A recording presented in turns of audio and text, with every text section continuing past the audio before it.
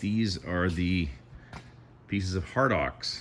And what we do is we weld the two pieces together first, and then we weld the frames to them. And this is another part of the design to come up with. Because these are two separate pieces, we can weld here and we could weld here. But what happens is as soon as you wear away the first 3/8 of an inch, you lose this weld and you'll lose half the strength that's holding this block to this block when there's still most of the mass of this left. And I didn't want that to happen. So what we ended up doing was we decided to plug weld them. So we got the plates, got slots cut in the plates. And this is, we just tacked them together. We'd set a fixture up to get them in the right position. And we just tacked them in 4 places. And then we fill this completely with weld. Now it doesn't need to be filled with weld for strength, but I want it filled completely with weld so that the weight is consistent. So this is after welding, and it's a little bit proud of the surface, the weld. So my father-in-law will just grind those flush because the frames actually sit right over top of these slots. And so it needs to be flush for those to sit flat on there. The idea with this is that as the hammer wears and keeps moving back, so does this weld. But there's always weld over what's left. So the weld is getting smaller. So you could say that the weld is less strong than the total original weld, but it's holding less material as well. And then the weld goes right back.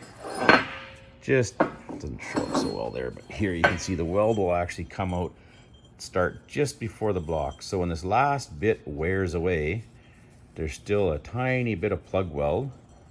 And then we put a bead right across here as well, so that when there's just a little bit left, if he ends up running them that far in service, there'll always be weld there, and the last thing to wear off will be the weld. And by the time the weld wears off, there'll only be this piece left, and that's firmly welded to the frame, so it's not going to fly off. So that was the reasoning for choosing to weld it together like this. Like I said, we haven't tried them in service yet, but it turned out well from a fabricating point of view because they didn't warp very much doing these plug welds. And that was important too because we want this to sit flat in the frame. The frame piece will sit right there. Let's see if I got it light. The frame will go on there, and this part is going to be machined so we get a good fit on here. Again, all of this is being done to try and make things consistent from hammer to hammer, so we get the same weight and the same position of the center of gravity. But that's sort of an overview of the fabrication of it, at least the wear plate part of it and how the frames are attached to it. So these are the hammers in various stages of being welded. These, 8 there, are all tacked together. Earlier I showed that the hardox pieces had been welded together, and then they were all, the weld was ground down to be flush, and then we put the frames and the slug on and got them all tacked together. I guess there's a 9th one there that's tacked together. This 10th one is in the process of being welded. And you can see right here is where we ran out of welding wire. And then these ones are completed, and they're just waiting for me to set up my fixture on the boring mill and drill the pinhole through there. I kind of run into this situation with a welding wire that we've never had before. I went in to get more because I knew we were going to run out, and none of the suppliers around here have any. They've all got it back ordered. I went online and looked, and anybody, some of these companies are nationwide, welding supply places, and they show online inventory, and they're all showing it as back ordered as well. There's another type made by a different company that's very similar to this. It's what my father-in-law used to use before he switched to this particular style of wire, and nobody has any of it either. It's all back ordered. So I'm speculating that one of them is maybe having production problems and can't supply enough, possibly, and it all got used up, and now everybody's switched over to the other style. I'm not sure, and now it's all been used up, or that company can't keep up. I'm not really sure, but this is the first time in 6 years of buying that wire that I haven't been able to get as much as I wanted instantly, just going to the store and they have it in stock. So I found some MIG wire on McMaster car that's looks pretty similar. Of course, you don't know what the brand name is when it's McMaster car, but I've ordered a roll. It should be here this morning, and we'll do some test welds with it on some scrap material. And if my father-in-law likes it and thinks it's good, we will continue on with the welding. Otherwise, we're at a standstill as far as welding is concerned.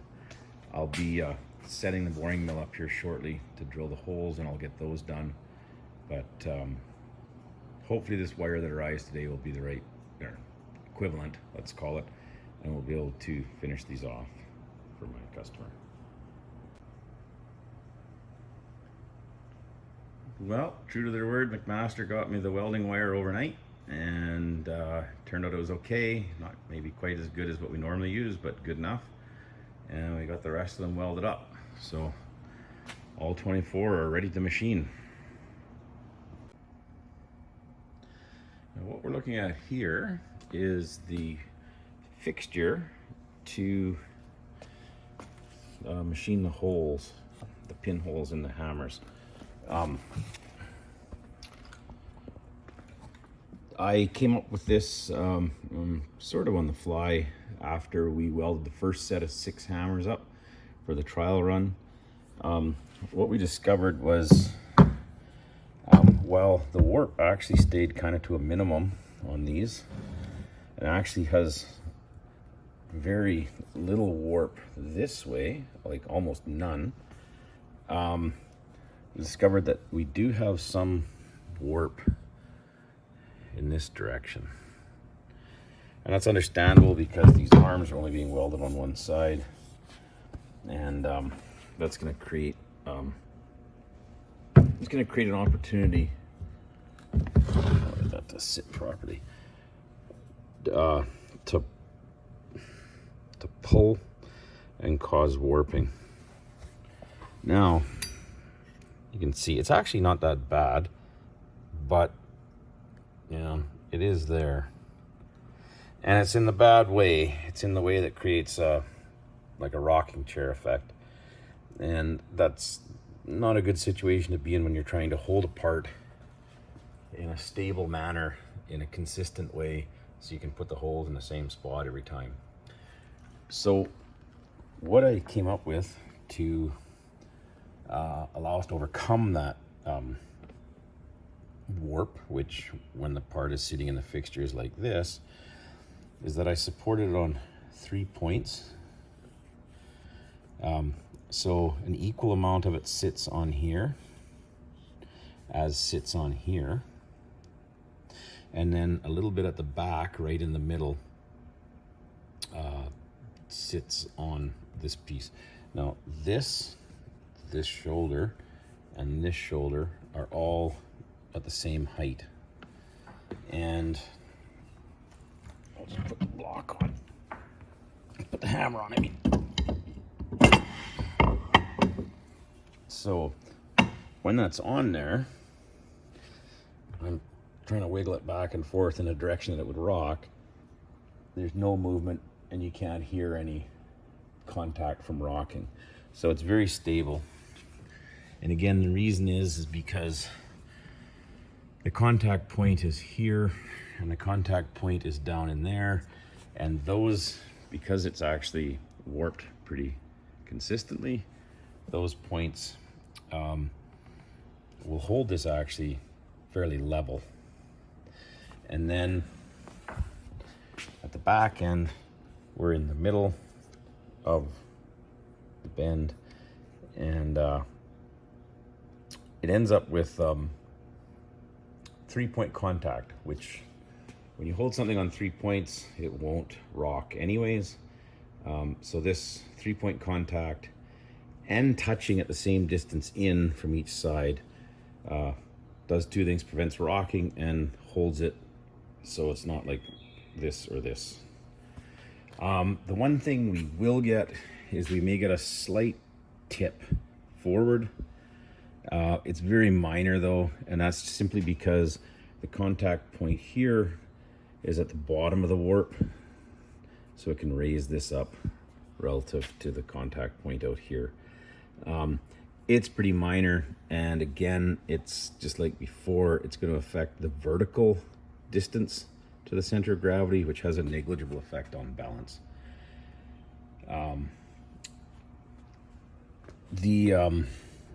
So like most fixtures, you have primary, secondary, and tertiary datum planes, I guess you'd call it, or contact points. So the primary should always have 3 points of contact, and that's what this is. We just discussed that. The secondary has 2 points of contact, and that's here and here, and that keeps the hammer orientated this way properly, keeps it parallel to the fixture. And if you notice, this ended up being a shoulder so that it could create the primary datum as well. This block only has the secondary datum, and I actually undercut the contact point so that the contact point here was at the same elevation as the contact point here, because the side of the hammer has that draft angle on it. Highly exaggerated with the ruler, but if you touch up at the top at one end and down at the bottom at the other, say, it's going to skew it slightly because of the draft angle. So by doing this and keeping the contact points at exactly the same elevation, it eliminates that.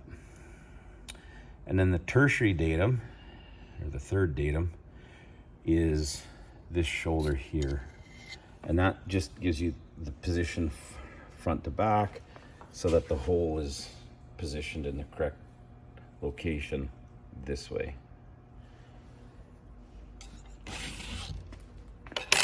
Set that back on, and you can see when you set it down, you set it down on the primary datum, doesn't rock. You slide it over to the secondary datum, that gets it straight, and you slide it back to the tertiary or third datum, and that positions the hole in the correct distance here. This block with this screw is simply a stop. There's a, and I'll show it once I get it set up on the machine. I don't have it put together yet, but this threaded hole down here, there's a stud that comes up, and there's a clamp that reaches over and pushes down on the slug, pretty much right in the center of all the blocks, and holds it in place. I was concerned that when I came in with the boring mill from this side to drill, we could get a situation where it cocks over like that. So I put this in, whoops. I put this in, and then after it's been clamped here and it's solid, you simply turn this up just by hand and just put a little bit of force on with your thumb and finger, and that provides a hard stop. So, and if you look, that hard stop is in line with the center of the hole, so there's no offset distance that can create a moment to cause this to cock. There is an offset distance vertically that you could argue would maybe want to make it raise up, but it can't raise up because the clamp is firmly holding it down. So I've used this a while ago to do the first 6 hammers, and it worked really well. so I'm not expecting any problems with the next 24. And I'll get it set up and then we'll see it in operation.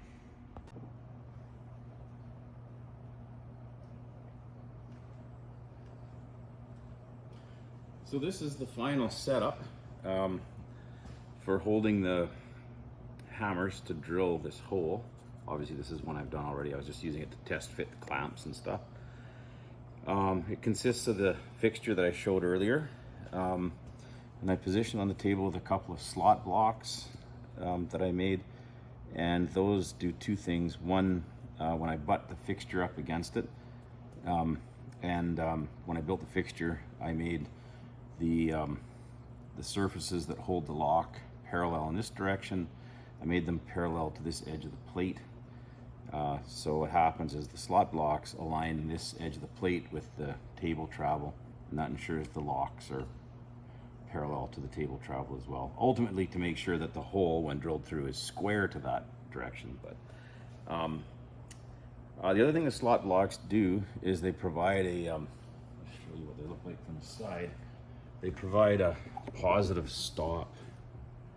You can see they go down like a T-bolt, and then there I actually have a T-nut underneath. Sorry, they go down like a T-nut, and then I have like a T-nut underneath that I clamp them in place with. And because the drilling force is going to be in this direction, those slot blocks will ensure that the fixture doesn't get pushed along the table if the drilling gets hard.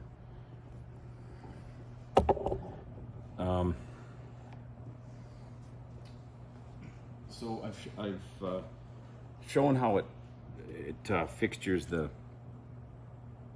hammer, avoids the part rocking on the slight warp we get, positions it up against these two surfaces to make it parallel, and then positions against the one surface to put the hole in the right location, left and right.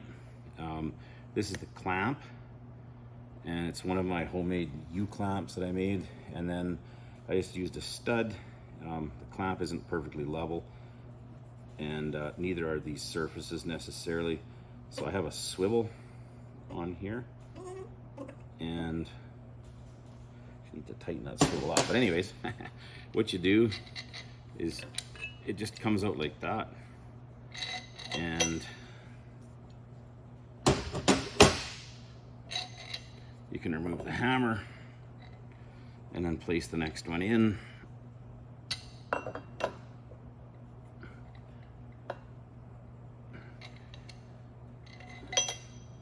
And then all you have to do is, because it's an open-ended U-clamp, you can just slide it over. You don't have to back the nut all the way off.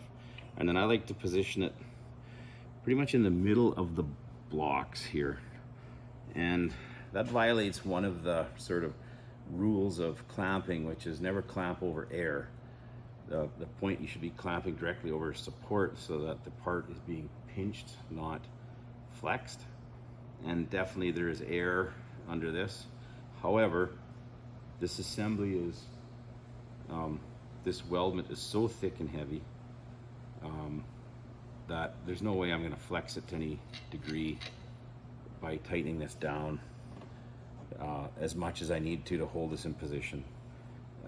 I need to hold it down. I don't need to prevent it from kicking sideways or anything, because I have the screw that prevents it from moving. I also have shoulders here that prevent movement in that same direction. So snug that down, and it makes a very firm clamping setup, and it's ready to go. Now this, I've got the table rotated 180 degrees because it's much easier to load these, to load the fixture and set it up when I'm out here on my boring mill. That's one of the nice things about having this rotary table. Everything's set up and ready to go. And now I can just rotate it around 180.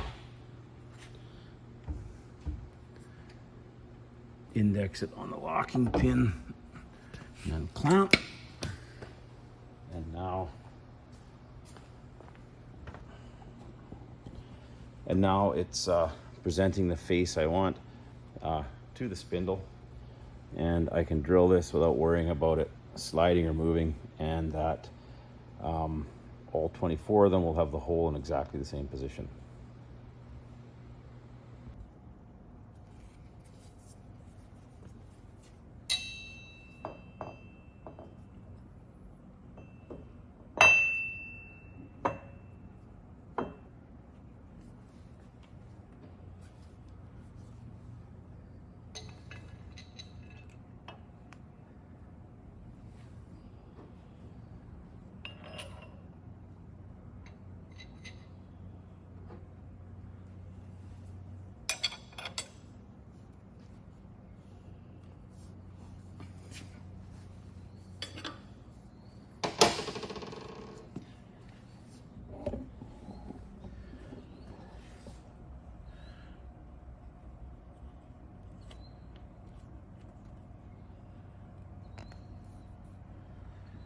There, and that's ready to drill. I made one change from the last, what I just showed previously. I went from having this clamp here to this U-clamp because this becomes captive as long as the nut stays on, and it just wants to drop down and get in the way. So with a U-clamp, you can quickly get it removed, the other U-clamp removed, and then you're free and clear to pull the hammer off and put the next one on. These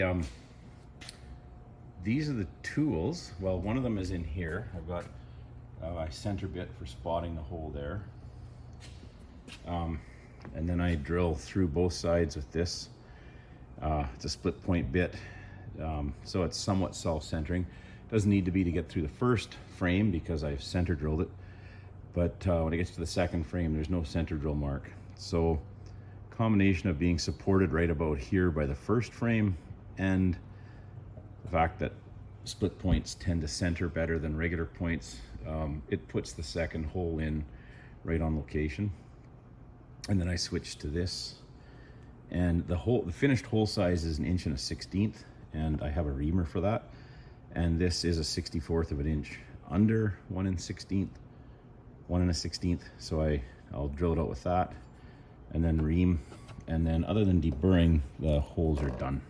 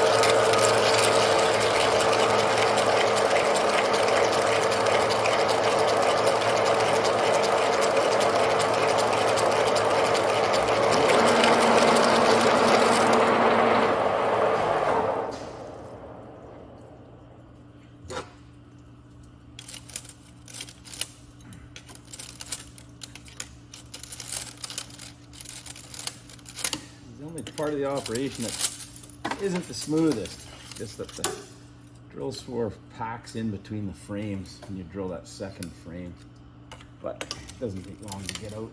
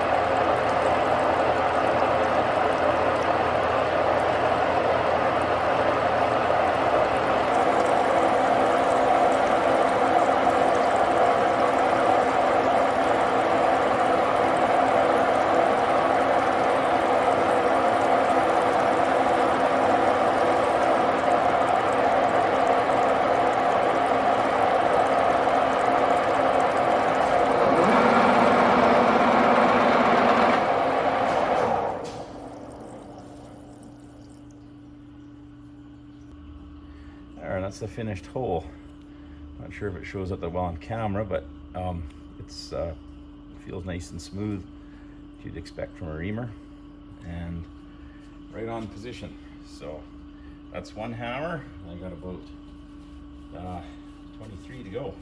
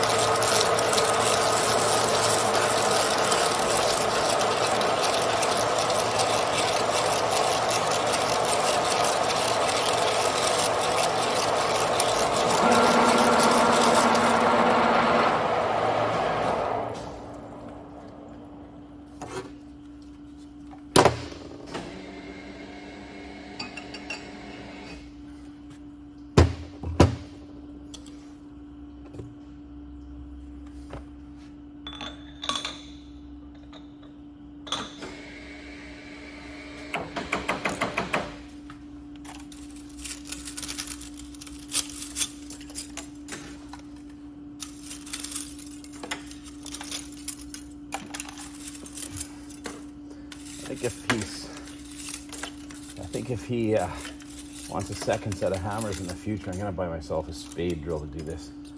A spade drill will make much nicer, smaller swarf, and I probably won't have to ream to finish. It'll leave a pretty nice finish.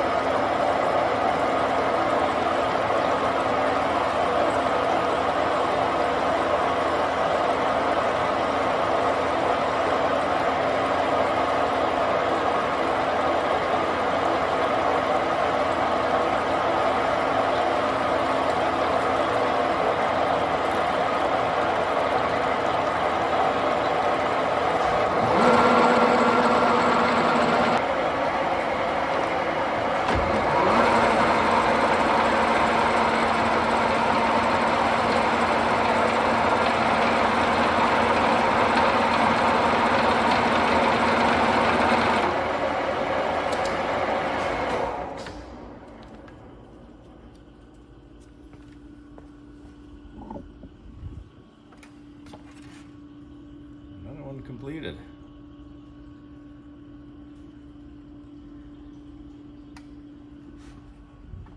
And what I've done so far. And part of what's left to do, and the rest of them are over on the welding table. Well, all the hammers have been drilled, and now I just have to deburr the holes. The outside edge of the holes I'm going to deburr on my fantastic Fobco 10-8 drill press. Has a high-low gear reduction and speeds down as low as 51 RPM.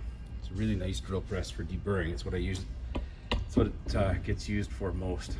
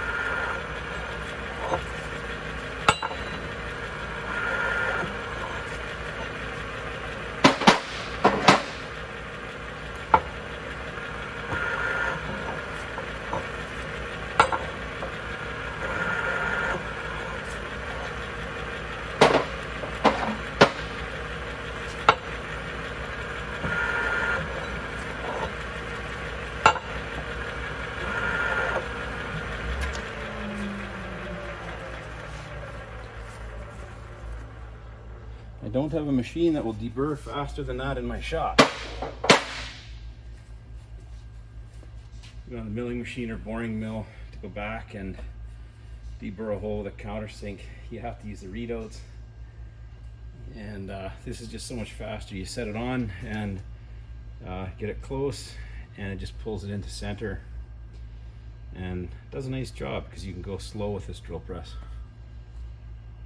Well, we're at the last step, making hammers.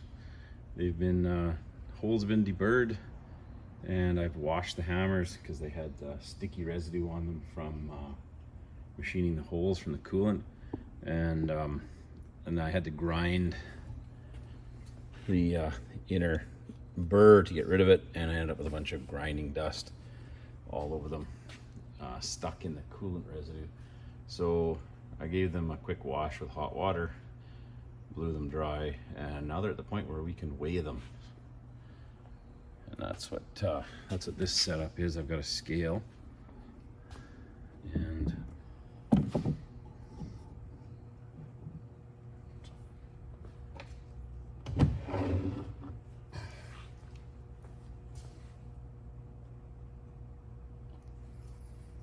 they're supposed to be 20 pounds, and I've done a few already.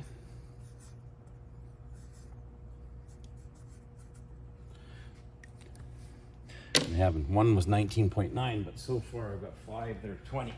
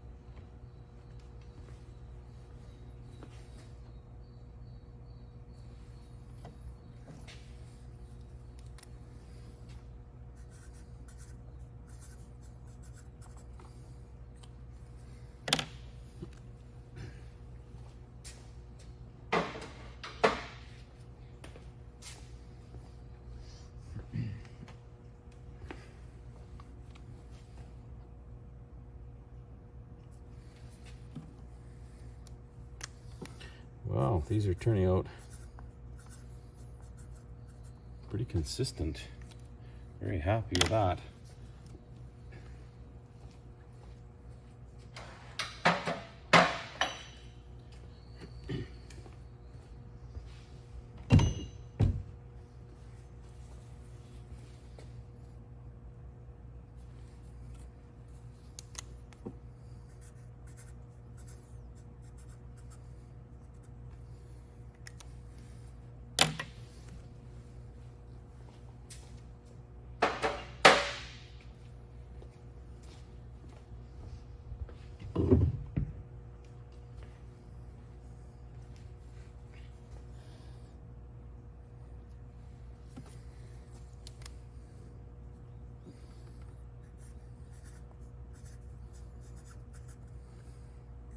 Well, that's the first dozen, so that's first half done. And as you can see,